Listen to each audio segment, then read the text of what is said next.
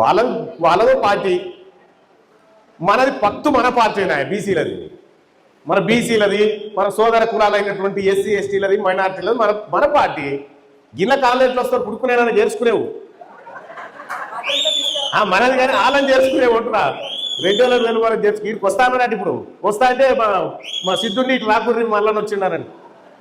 ఇప్పుడు కిష్టాపూర్ కాడికి పోతిగా ఆ గుడికాడికి పోతే ఆడ చైర్మన్ అట, గుడి చైర్మన్ ఎవరో పాపం ఆయన అటు సాటు నిలబడతా ఉన్నాం చూసి ఏదనంటే సార్ మేము రెడ్యూలం కాదు సార్ ఏమని అంటాడేమో అని అన్నట్టు. అంటే నేను దగ్గరికే రానియా నిన్ను అని చెప్పిన. ఎందుకు మరి మల్లన్న ఇట్లెందుకు తయారైండు?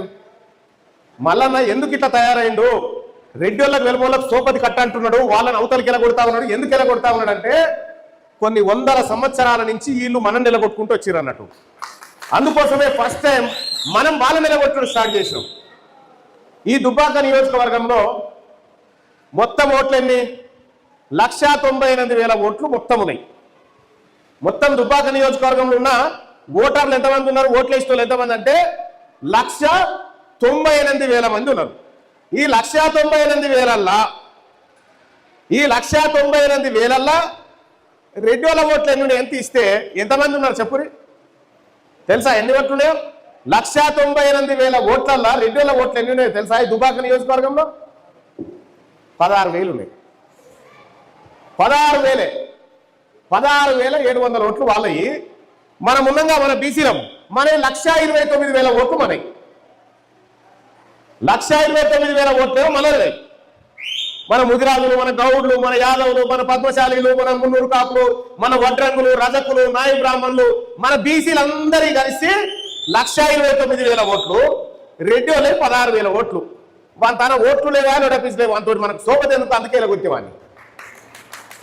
ఇక ఇక్కడ ఎలుమోళ్ళు ఎంతమంది ఉన్నారు మరిడా? ఈ దుబ్బాక నియోజకవర్గంలో మొన్నటిదాకా వెలమానుడిగా ఎమ్మెల్యే ఎంతమంది ఉన్నారు వెలుమోళ్ళు ఈ దుబ్బాక నియోజకవర్గంలో తెలుసా?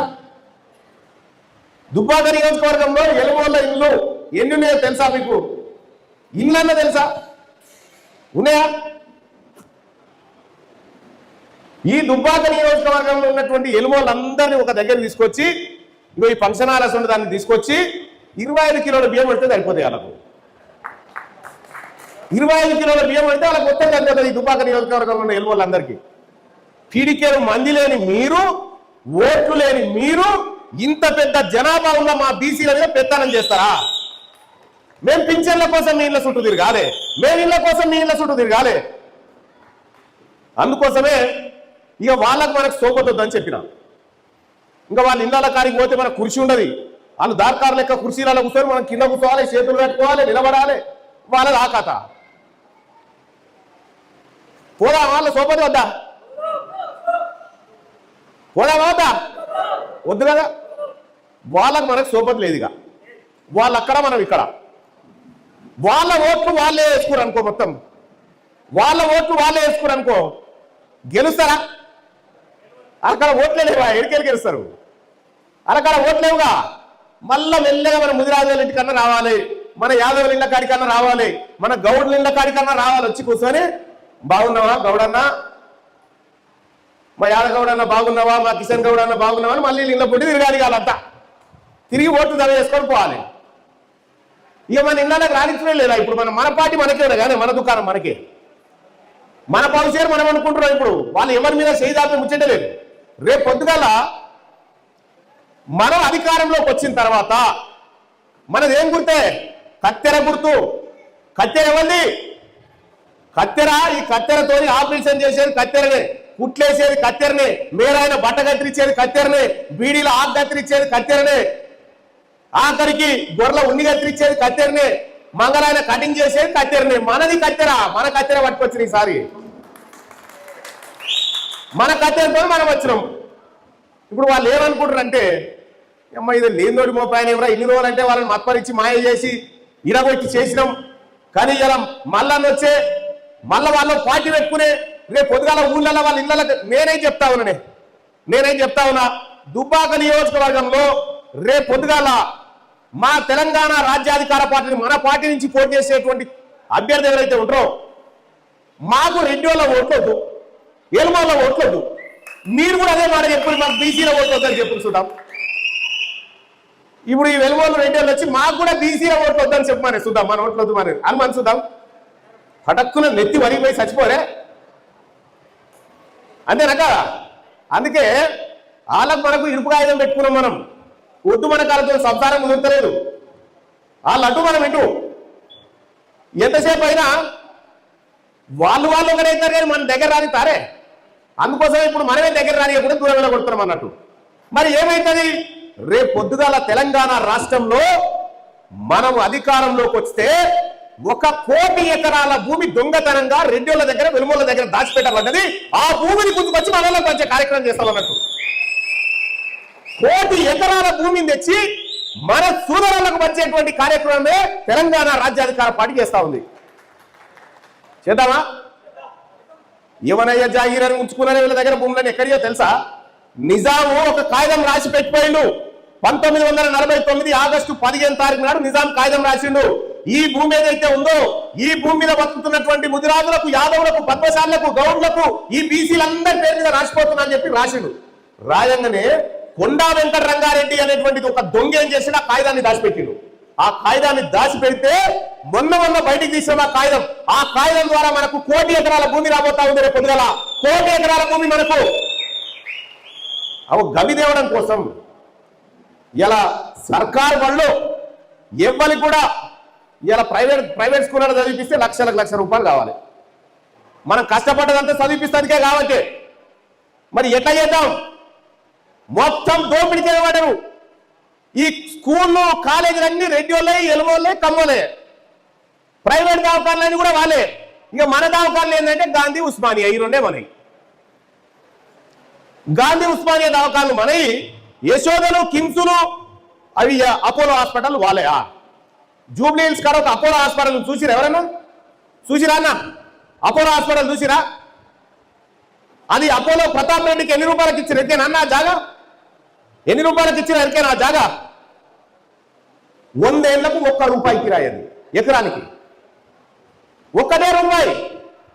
100 ఏళ్లకు 1 ఎకరం 1 రూపాయి కిరాయికి ఇచ్చిరు. ఉందా ఎవరైనా కిరాయి? ఎకరం భూమి రూపాయి కిరాయి ఇచ్చేటాడు ఉన్నాడు ఎవరన్నా? రూపాయి కౌలుకు ఉన్నాడు అయితే కదా. మరి వాంకేకి ఇచ్చింది అక్కడ ఆడ 10-20 ఎకరాలు భూమి తీసుకున్నాడు. తీసుకొని దాన్ని ఏం రాసిరు అగ్రిమెంట్లు అంటే, నీకు భూమి ఇస్తున్నామయ్యా, ఈ పేదోళ్ళ భూమి నీకు ఇస్తున్నాం, కానీ మరి పేదోడు పైసలు లేకుండా వస్తే 125 మందికి నువ్వు ఉచితంగానే వైద్యం చేయాలని రాసిరల్లా.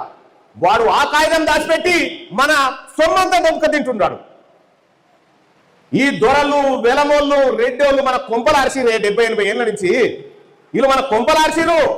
వీళ్ళేదో కాయ కష్టం చేసి బతికిన వాళ్ళ, వీళ్ళేదో కుళ్ళాలు పోయిన వాళ్ళ, వీళ్ళేదో నాయలు పడుతుండే వాళ్ళ.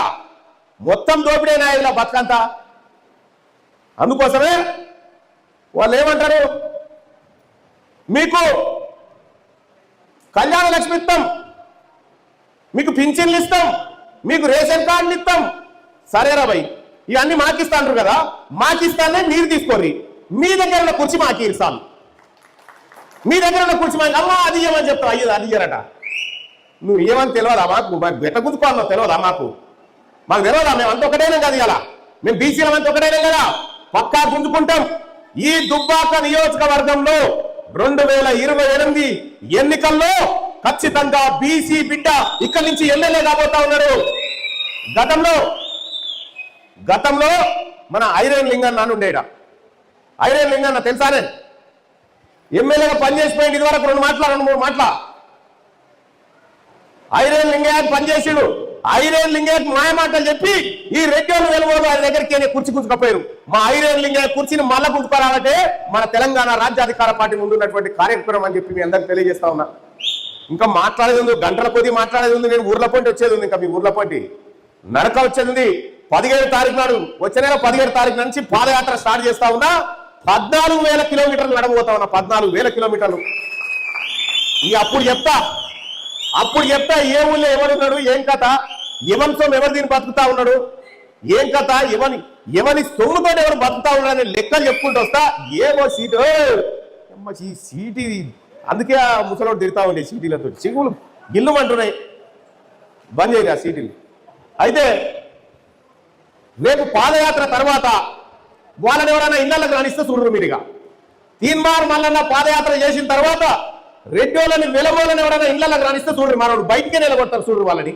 ఆ పని చేసుకురాకపోతే నా పేరు తీన్మార్ మల్లన్న కాదు.